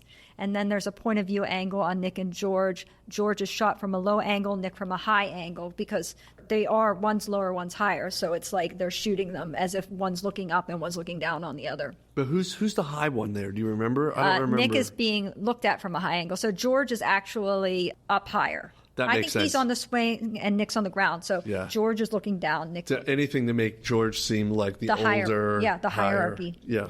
So George is trying to give Nick advice, but at this point, Nick is annoyed. He wants to leave. He says he's not listening to the advice. He calls Honey. He puts Honey's coat on, and then Martha's all upset, and George is happy to take them home. And they get in the car. George is sort of swerving. George is swerving in the car. Right, and I feel like this is a new act. This is like really a new beat, right? So they've got the beat in the house right before the throw up. They had the beat outside, and I really thought we were going to cross-cut with the women to see what they were doing in the house. Not so much. It didn't happen. We don't know what happens with the women. We really never separate from George. Yeah. It's always with George. That's true. George is the entry point for the audience in a way. So now they're in the car, and you're like, this is a bad idea. And even in 1966, they knew this was a bad idea. Yeah, but he swerves, and it reminded me of the story of the boy swerving to avoid the porcupine. I thought that was that point. Martha's talking about the son again, saying George makes everyone sick because Honey got sick, and she says, "Oh, George makes everyone sick." And then George says Martha was always cornering the son, always coming for him, and I was like, ooh, what does that mean? And then Martha says George used to drink Bergen too. And then Martha is surprised that George mentioned the Bergen story. And at that point, we're like, okay, we still don't really know what's happening because they don't go into detail, because then Honey starts being like, I want to go dancing, you know. Yeah, but I think it's interesting here that story, that she mentions that story, and he knows that. I don't know if he wanted that story mentioned right then. He didn't. So that comes up again later. It comes up again later. Like, oh, you're going to tell a story that I'm not ready to tell? Well, I'll tell a story that you're not ready to tell. Yeah, because he was goading her about the son. And then, she brought that up. And then he puts a foot on. This is an interesting cut, an interesting edit, because a transition. They show him slamming his foot on the brake. You hear the of the swing, and then you get a spinning overhead shot of Honey spinning and dancing. I thought it was a really interesting way they did a transition there. So now we're in a new space. We're in this dancing We're finally hall. out of the house. We're free from the house for a moment. Free from the house. Now we're in the dance hall. And the dance hall is a completely empty area. There's nobody there. Yes, it's just an old bar. Yeah, and it's really late. Yeah. So it's got to be like 3 o'clock in the morning. 3, 4 in the morning, right? But Honey's dancing. She's having a great time all by herself. And then George puts a record on the jukebox, and it's the Anvil chorus. Of all things, what a great song to dance to. And Martha gets infuriated by that, and she tells him to stop playing that music. And then Nick tries to make Honey stop dancing because she's kind of drunk. And she gets really mad, and she tells him to leave her alone. And she really hasn't talked like that to him before this. It's almost like Martha's rubbing off on her in a way. And if you notice, this is a time when they play with volume of audio again. And instead of doing it with voices this time, for whatever reason, George has got access to the back of the jukebox, and he's actually able to turn it up, which maybe you could do that at that time. I've never been able to see that, but I guess you could do that. He reaches around to the back and he turns it up. He's just like, hey, I'm tired of hearing you people. Let her dance. Yeah. So I found that very interesting, their use of just trying to drown drown you out, right? Drown Martha out. Well, they do that in this movie. They drown each other out. They drown each other out with alcohol. They drown each other out with yelling. They drown each other out with music, right? Yep. They do it multiple times. And then Martha is dancing with Nick. Very interesting dancing, you must say. Oh, that is sexy dancing. That is standing up. Patrick Swayze dirty dancing style. Oh boy. And in 66, I don't really think you've seen that many movies where it's like this. This is interesting because you can see Martha and Nick dancing between the shots of the back of George and Honey's head. They're sitting and the camera's almost like shooting between the space and showing. It's really cool. And George is not saying, I think what's important here is what George is not saying, which is, hey, get your hands off my wife. No, he's acting like he doesn't care. Martha's talking about George. Okay, literally Martha's always talking about George. And then, okay, this is when we're going to talk about the novel, okay? So George, she starts saying that George has this novel, and George is starting to get infuriated again. So this is the novel that George wrote, and she gave to the daddy to look at because he wanted to get it published. And the daddy read the novel, and it was a novel about a boy who killed his mother and father dead. Martha's daddy wouldn't let him publish the book. George gets infuriated. He turns off the music. Martha says, George said that novel never really happened. And then George says he's going to kill her. He starts choking her. Honey's applauding. She's like, violence, violence. Yeah, that's really crazy. And Nick pulls George off. And then right here, this scene here where Nick pulls George off, the chaotic handheld editing, really fast editing here is very, very cool. And this is the roughest play probably in the whole movie. And I think it goes to show how rough the play is able to be between George and Martha. I mean, they are serious about rough play. Yeah. You think, well, it must be done between the two of them. He was choking her. Yeah. It is over. Yeah. No, that's part of their relationship. What you understand throughout the piece is how weird is their relationship. Yeah. And it's real weird. It's very weird. But now we get the sense that that story that came back that we heard about before, that didn't happen to a boy he knew. That happened. Well, George is alleging now that happened to him, but we still don't even know if that's true because a lot of things are said that they present as truth that is not really happening. Yeah, truth versus illusion throughout the whole movie, and right? And they even say these words, truth versus, they say that several in the movie. And the other thing that I think is coming up right here, I think I'm at the right spot. The games. Is traps and games. Yep. George says that's one game, humiliate the host. Ask Nick if he wants to play a new game, Hump the Hostess. Oh, yeah, Hump the Hostess. Yeah. But first, before we play Hump the Hostess, we're going to play Get the Guests. Get the Guests. And Honey says, I don't like these games.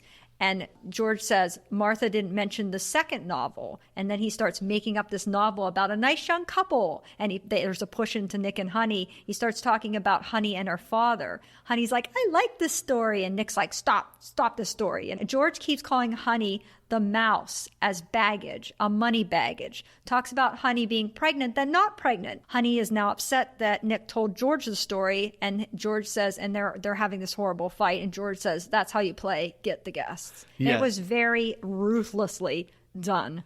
And I feel like this is the second part of what we heard in the car. In the car, it was like a secret was revealed about George that George didn't want spoken about right then. And so when George plays Get the Guest game, that's the retribution. Yeah. Is, I'll tell you what he told me about you, about your relationship. And that sort of gets real crazy for them.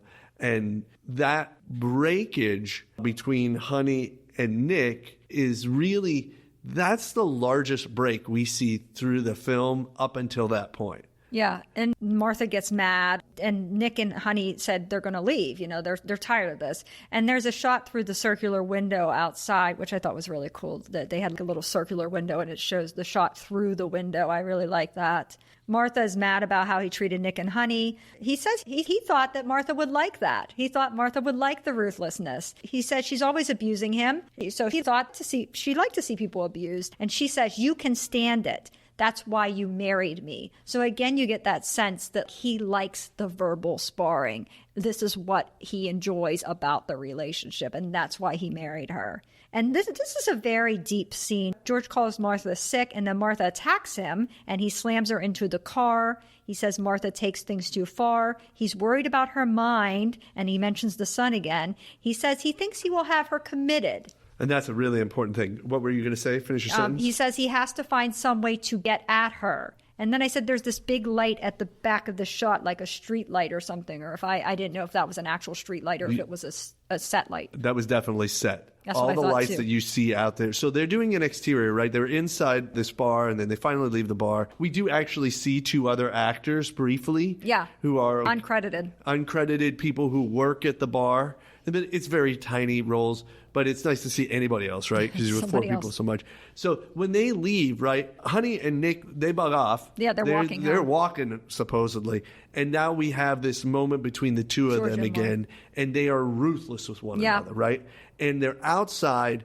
So now this isn't like when they were on the stage. Now they are out on a street. They're probably in Massachusetts. And they are really at one another. And it may have been early in the production schedule, was it? Did they go? They went to. I don't know. They went there first. I didn't know if they did. Yeah, I don't know how they shot it.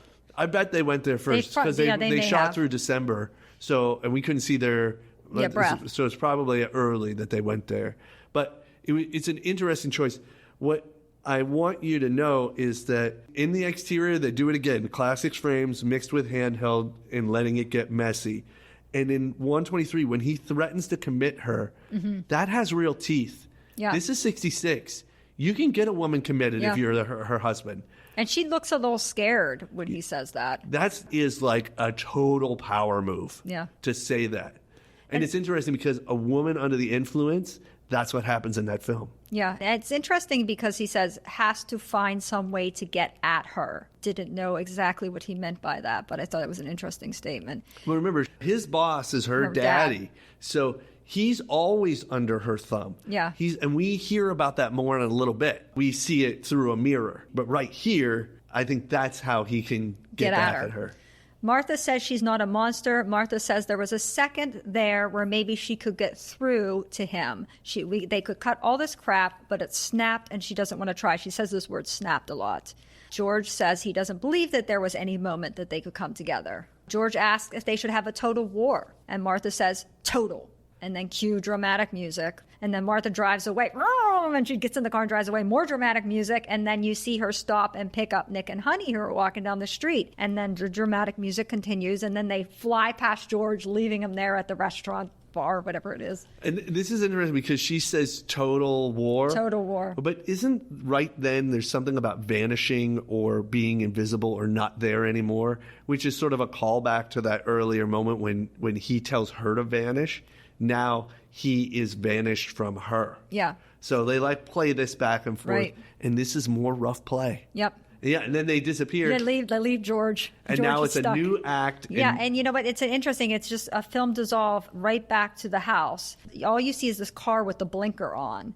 And then you see this hand. It's a push into the car. You see this hand opening the door, and you see Honey laying there in the back seat, whining and whimpering. It's such a horror movie moment. It is the hand reaching out. Yeah, doing all you need. And you don't know who it is. And one the hand, knife, and it's set. The hand reaches out, and Honey's back in the back seat, whimpering and crying. And then you see that it's George who has opened the door. So George has made his way to the house. He looks up at the house. There's more dramatic music. This is another handheld camera here. And then there's a chain lock on the door, and George busts the chain lock open and busts the door open, and very dramatic music. And he looks very dangerous here, George. He doesn't look happy. He sees some clothing on the stairs, and then he starts laughing. And he leaves the house. He's laughing hysterically. He leaves the house. As soon as he gets on the porch, he starts crying. And then Honey comes out from the car saying, I've been hearing bells, bells. She's going on and on about bells. She says this a lot. And then she sits with George on the porch, but George looks at the window and he sees the shadows of Nick and Martha in the window. And Honey's talking about some dream she had. And George says, do you want to know what's going on? And she's like, I don't want to know what's going on. And then I don't want to have any children. I don't want to be hurt. And that's where I thought the abortion. She had an abortion. Yeah, she obviously doesn't want kids. Right.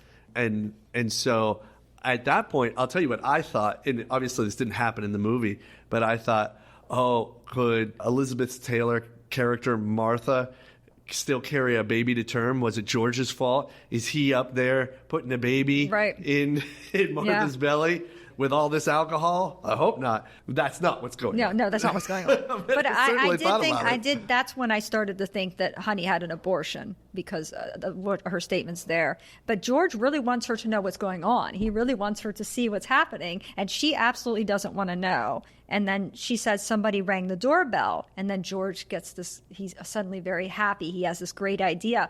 Oh, somebody did ring the doorbell. That was a message about our son. Our son is dead. I must go tell Martha. And then Honey's like, I'm going to be sick again. She's always sick. And she runs inside. Yeah, she runs inside. But George is so happy now that he's got this thing to say. There's more music here. George, he's pretending he's telling Martha. He's going through this pantomime. He's pretending what he's going to say to Martha about their son being dead. And then there's a shot of the moon. And then there's a sort of harp music. It's like a almost peaceful, odd-sounding music. I don't know it, but it sounds like a harp. Then you see her, Martha. She's out in the yard yelling for George. And this is when you really hear the clinking of the ice cubes. And she starts saying clink, too. And there's even like a sort of xylophone or something here that sounds like it's clinking the music itself. Yeah, this is one of the moments. So this movie is really artfully made. It's wonderful. But this moment is probably the moment that reveals the roughest of their sound design. Yeah. I don't think in 66 they had very good radio mics. I don't think they have very good lav mics. And so she's out there walking around, and it's not matching her mouth at all. Now, maybe I'm seeing it on 4K, on a 4K monitor or something, but I could definitely tell this is asynchronous sound that they're trying to sync up, but it sort of doesn't. And it is unfortunate, but it is 66. It's not a modern film. They could maybe go back and fix it, but I don't think they should. I don't think they should alter this masterpiece in any way. But that was an interesting moment. Because then we come back inside, right? Yeah, well, first there's an overhead shot of Martha. I like the overhead shot, and she's screaming for George. She's really screaming for George. Or no, actually they're on the front porch. Nick's saying, oh, she's gone crazy. Martha's gone crazy. And there's Martha and Nick on the front porch. Nick says, where's your husband? Martha said he has vanished. There's the word again. And then Nick's saying, everybody's crazy. And Martha says to Nick, you're no better than anyone else. And he says, I think I am. And she says, well, you're certainly a flop in some departments. Sex. He says he's sorry, she's disappointed. He's been drinking for hours. Now Martha's going to go and she's going to change her mind onto George. We're getting close to the end of the film, so I don't want to do spoilers. And there's so much more to unwrap about this film. And I don't think we have enough time to continue to do so. So what we'll do is we'll stop here, but see the end of the film because it's quite phenomenal. It's great to see, and we should do our ratings real quick before we go. Your rating 1 to 5 of Who's Afraid of Virginia Woolf? 10. No, it's 1 to 5. 5.5. A million. I love this movie. I love that it makes me feel something. I don't know if movies can be made like this anymore. I hope that they can. It is a pinnacle of filmmaking prowess. Okay, and I will give it a 4.5, which is very high rating for me as well. I love the cinematography. I like the dialogue. I love the acting. I think Richard Burton is incredible in it. And I like the editing. The music, I think could have been better on this one. I think it could have been done more music-wise. But other than that, yeah, I like everything about it. And I want to thank you, PJ, for being our guest today on our last episode, potentially, of Silver Screen Time Machine. So for Silver Screen Time Machine, Wendy's Classic Film Review, this is Wendy saying goodbye. Bye. Thank you for listening to our podcast today. Please don't forget to follow us on Facebook, Twitter, and TikTok. And please leave us a comment or a review on iTunes, Spotify, or wherever you get your podcast. Intro and outro music composed by Heidi Engel. Artwork by Tyler Birch. Produced and edited by Wendy Whittick. Recorded at PCTV Studios, Pittsburgh, PA. See you next time.